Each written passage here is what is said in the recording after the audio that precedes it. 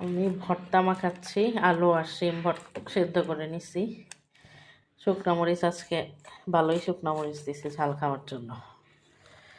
এটা হচ্ছে রাতের খাবার। আর এখানে গরম ভাত রান্না করে রাখছি। আপনাদের কার কি রাতের খাবার অবশ্যই কমেন্টস করে জানাবেন।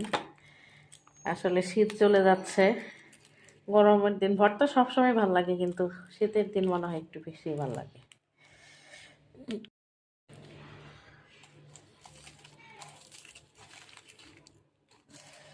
ঝাল ঝাল ভর্তা, লাল আলুটা সিদ্ধ করে নিছি। ওই দিন লাল আলু আনা হয়েছিল বাজার থেকে। এই আলুটার ভর্তা অনেক মজা, একটু কেমন যেন আঠা আঠা হয়। এক একটা আলুর স্বাদ আসলে এক এক রকম।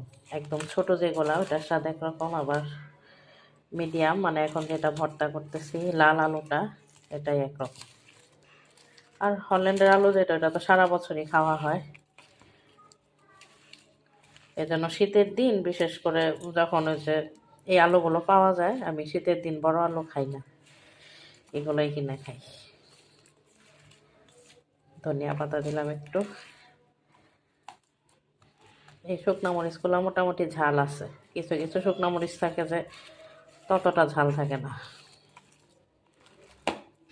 তেল মনে হয় কম হয়েছে, সরিষার তেল আর একটু দিতে হবে।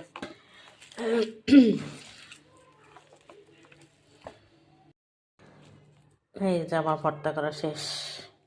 ভালোই ঝাল হয়েছে ভর্তা।